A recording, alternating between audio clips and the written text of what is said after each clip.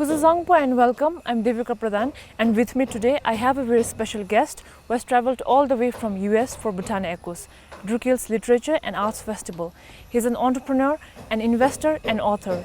He's also a co-founder of 𝗃𝗂𝗃. 𝗃𝗂𝗃 is AI co-pilot for entrepreneurs. He's also a general partner at 𝗃𝗃𝗃 who have helped various startups and entrepreneurs to start up their new ventures. I'm talking about no other than Nicholas Thorne. Thank you so much for joining us, sir. To begin with, how did you end up coming to Bhutan and attending Bhutan Echoes?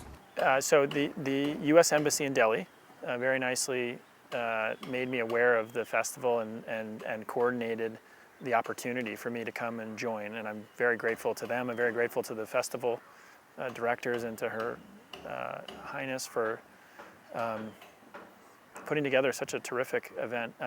I've written a book that's coming out next Monday, August the 12th, called Me, My Customer, and AI, The New Rules of Entrepreneurship. And it is my co-author and business partner and my take on how AI will impact entrepreneurship, how entrepreneurs will have to adjust in order to succeed in an AI reality, let's call it. And so I think that hopefully proved just timely enough to have something to talk about at the festival. That is great to hear, Nicholas. So people are also calling this book as a foundation text for the future of business. So if you could elaborate on that. We've been able to create I think a fairly simple set of perspectives on AI and entrepreneurship. And those perspectives are that on the one hand, in a way that's really great, AI makes it much easier for an everyday entrepreneur to start something new.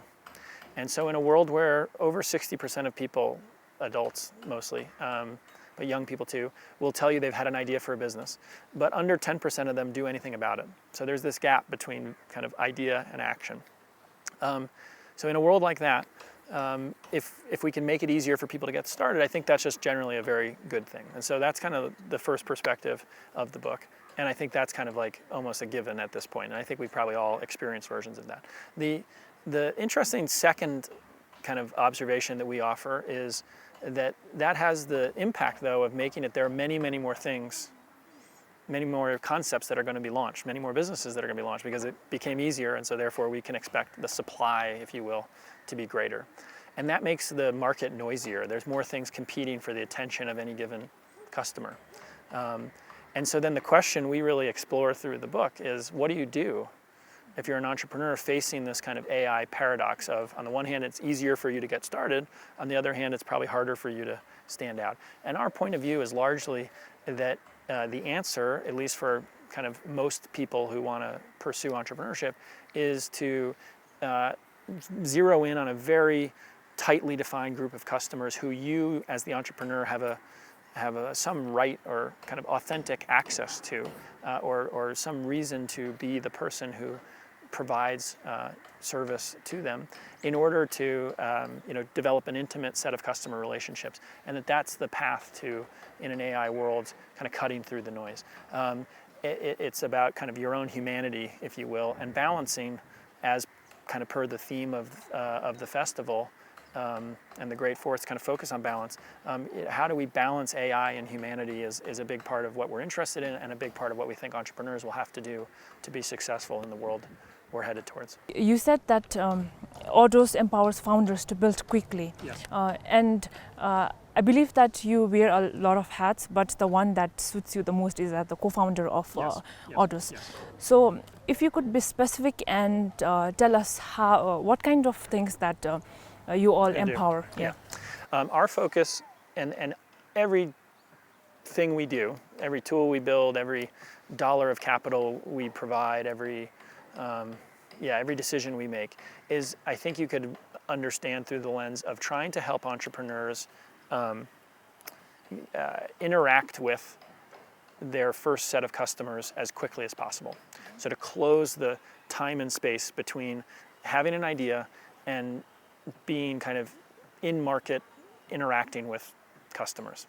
And so our tooling therefore is all designed to help understand what your idea is if you're an entrepreneur and you want to kind of move something forward, creating whatever is needed in order to get a version of that idea in front of customers, investing capital in the promotion and the marketing of that idea as within hours, to buy ads on Instagram, for example, if that's relevant, to put this kind of new business concept in front of customers and have those customers start to engage, and then allow an entrepreneur to be observing, watching, interjecting into the interactions that the AI tooling that we've helped them create is surfacing for them.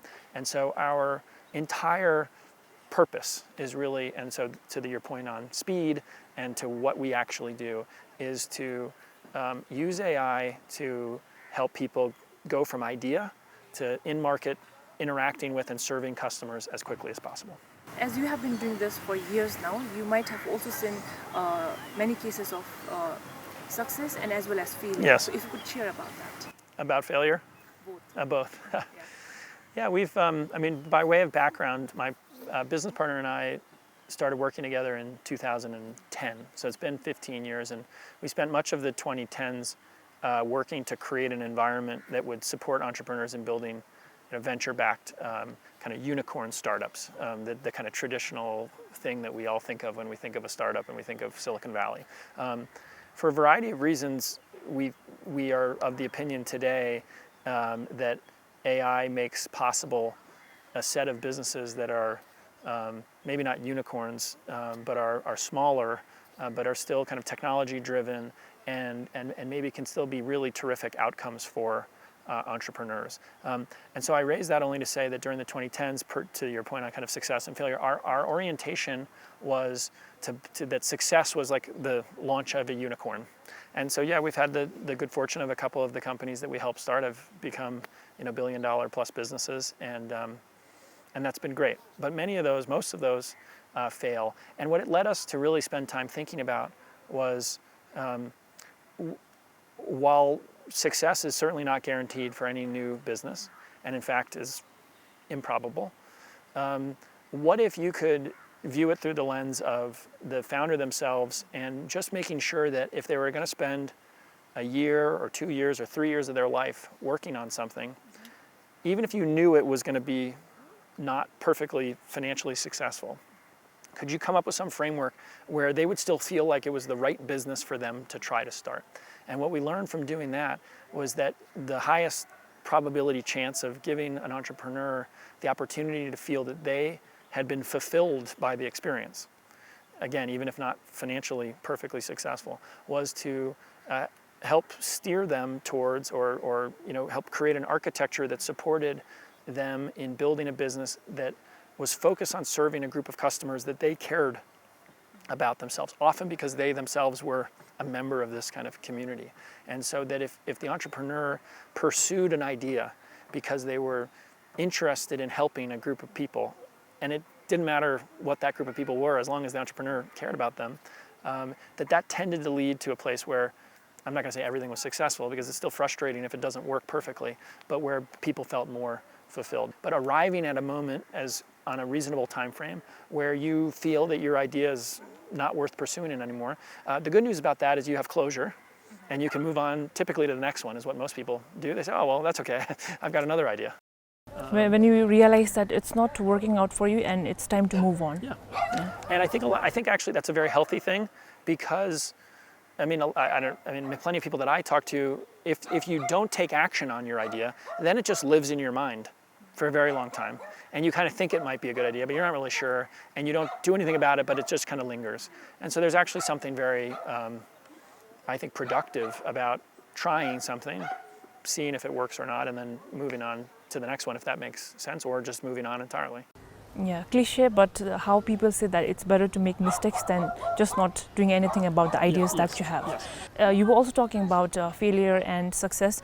So it's not just about generating profit, but also staying true to oneself, right? The purpose that you started with. Yeah. Especially, I mean, if you look at the statistics of how hard it is to succeed financially with a new business, most people should just not do it. They should go and, get a job. So I think you have to be trying to come up with some other rationale for why would you do this. And one version of that to us is that you work on something where you care about the people you're helping, and therefore if you just help them, even if it doesn't perfectly generate a profit, you're happy to have done it, and maybe you move on because it's not self-sustaining, but at least you're not unhappy that you did that. Another version of that, and again it's a place where AI plays a role, is to reduce the risk of trying something, to reduce the cost of trying something new, to create, to make the mistake, or maybe to use a different phrase, to create information from your actions. And so the benefit of reducing the risk of trying, of course, is then there's less feeling of like, oh, this is a big decision. If you can just make it feel like, oh, a no-brainer decision to do the next thing, then you get the benefit of the information that action creates. And so lots of people, I would say, when they're thinking about the risk of starting something new, what they tend to do is actually try to make the opportunity bigger. They try to convince themselves that it's such a big opportunity that I should take this big risk. So they imagine they spend time trying to imagine a bigger opportunity in order to justify what they feel is a big risk. I think with AI, and certainly our focus is to reduce the risk such that the opportunity, you don't have to be convinced that it's that big to take the tiny risk, because that allows you to start taking action, and that is where you can iterate and create momentum, and momentum is oxygen for new businesses. Nicholas, how do you think that it is going to differ in small markets, for example, like Bhutan? Yes. Yeah. I've been trying to think about that while I've been here. I think I have two kind of points of view on it. One is I think the global market is the global market, and I think AI generally and the internet generally is a fairly borderless thing. And so, we think a lot about, we call it kind of a neighborhood business. This idea that, oh, you have an entrepreneur and they're helping a group of people that they know really well. And traditionally, that would have almost required them to be serving people who live near them. But now if you project the idea of a neighborhood from a physical presentation of the neighborhood to a kind of a horizontal, either interest-based or psychological or psychographic or demographic-based definition, well, now you can imagine a world where fans of cricket all around the world are being served by someone in India, if that's where the person happens to be, because they're interested in this specific topic, and they're finding other people from around the world who are interested. So I do think there's the opportunity for people in Bhutan to be building businesses with AI that serve people from around the world, and in doing so, potentially expand the market opportunity. The other thing I'd say is, it's not necessarily that bad of a thing in my experience to build something that's small to start. And so, in the spirit of making progress, building momentum, sometimes having like a very close-knit group of people around which you can get started is really valuable to building momentum. And so I'm curious about, maybe, I don't have the answer to, but I'm curious about the extent to which within these communities, maybe with an eye towards building something that could be global over time, but what role does it play to build something for this community to start as almost your launch pad? So it's not just about serving the local needs, but also aiming to go global. Yeah. And I think as long as I take the topic of mindfulness just because it's an easy one to hit on, that's a globally, not just relevant, but like top 3 topic for people all around the globe. Do I think it's plausible that someone here could be building business or businesses in and around different kind of components of mindfulness that the global audience would be interested in? 100%. I just came to know earlier that you're also going to meet with a lot of students and youth entrepreneurs. So how do you look forward to interacting with them and maybe imparting some of your expertise? I mean, as you can tell, I'm very interested in this topic, right?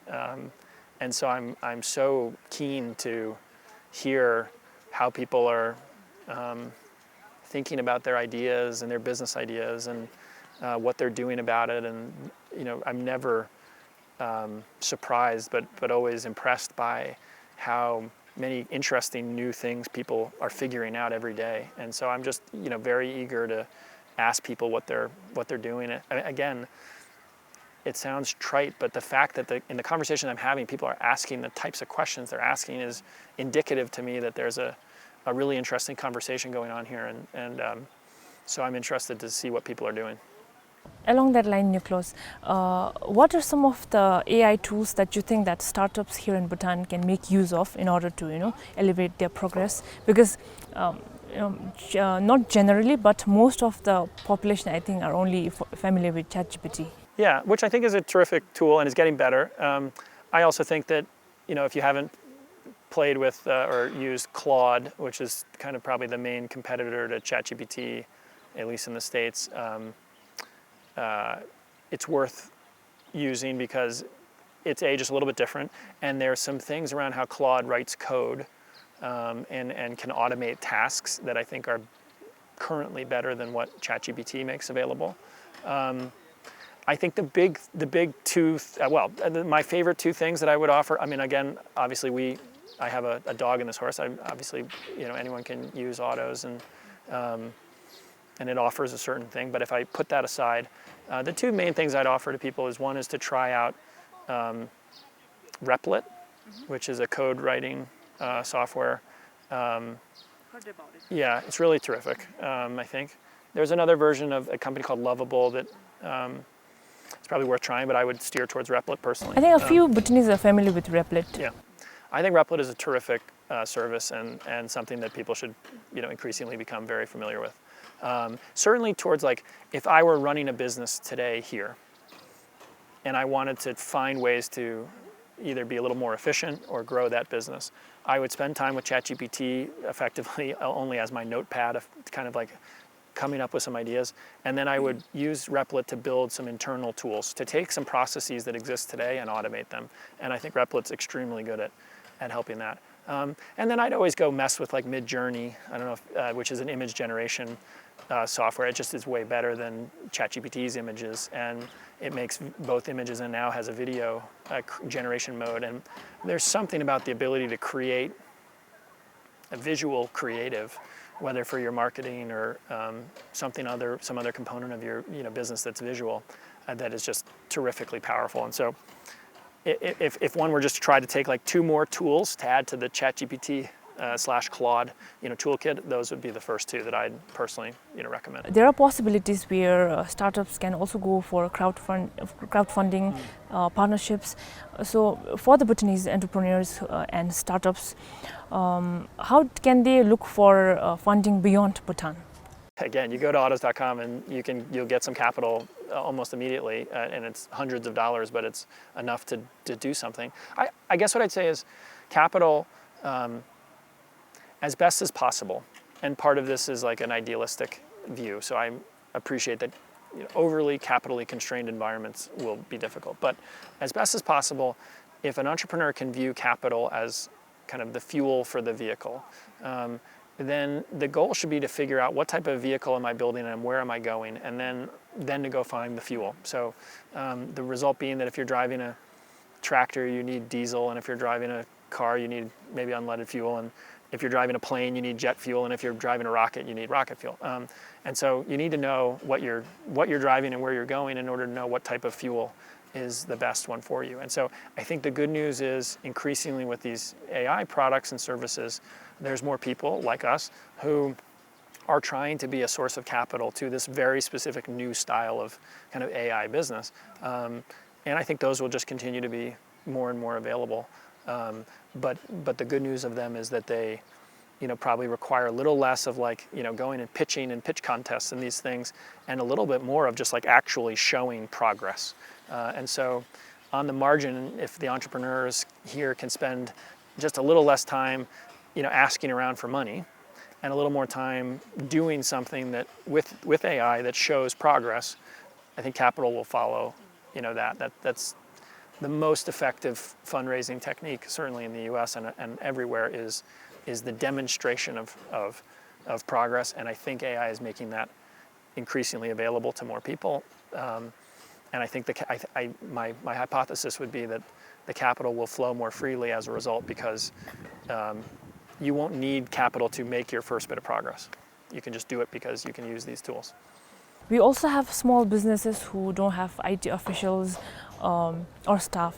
So for these small businesses in Bhutan, how do you suggest them to make use of AI to grow? I mean, I think it's a terrific opportunity, because I think they'll find that they can do things. And I think the question is, do the small business owner themselves, the person who starts to try to, go on Replit and, find a way to automate their billing so that the billing work gets done more efficiently, or so it's either that person, and I think that's probably the best version of it if it can be that person, but sometimes that person is either too old or too young or too something to be the right person, or they need to find someone in their network who can try to take on that task. And I'd argue it's probably a not bad investment, if you're willing to make it, is to engage someone who is more fluent in these tools to come and look at your business and help you figure out how to start to use some more of these tools. Because again, billing automation, collection automation, just finding some part of your workflow that you can start to turn over to software creates just so much opportunity. And the AI increasingly will create that software, on an N of one basis just for you. So it's just a great opportunity to create more efficiencies for a small business. We have this great emphasis to use AI for startups. I know you might have heard this a lot, but there's also a question of how AI is going to take over our human jobs. Yeah. So what is your take on that? I think AI is going to do a lot of work that people have been doing. And the question is, what do we do about that? Part of my answer to it is maybe that means that more people are going to have to pursue fulfillment entrepreneurially, because the job they had is not there, or is less of a job, and if it's not there, it's less of a job, then they've got to go be creative about who the group of people are they serve in order to find that fulfillment otherwise. I think it would be naive to think that a lot of the jobs that are getting done are not things that increasingly AI will play a role in. And so that means that either the job will go away entirely, or just fewer people will be needed to achieve a certain function. Or it's about how we can build on that. And then I think exactly right. I think the question is, most of the organizations that I'm exposed to, you don't necessarily therefore immediately say, oh, well, let's just therefore not have any people and take all of that profit that would otherwise be there and just milk it. You might say, oh, wait, well, what can we now do with those people? And on that topic, then the people who are really resourceful in their use of all of these tools and can have a higher impact than they do today, because they're using these tools in the same, to make themselves more productive and efficient, become the people that everyone wants to hire and have on the team, because that's how you, as the owner of the business, feel comfortable that you want to continue to have that person be engaged to drive these outsized outcomes. So yes, I think the most successful organizations are going to be the ones that don't just implement AI to help automate things that are currently being done by humans, but then take the humans that are there, that are now doing less of whatever they were doing previously, and figure out what can they do to create even more value. About updating the resources that already exists. Yeah, I think it's about updating, upskilling that group, and channeling their energy towards whatever the next thing is that they can do to be creating value.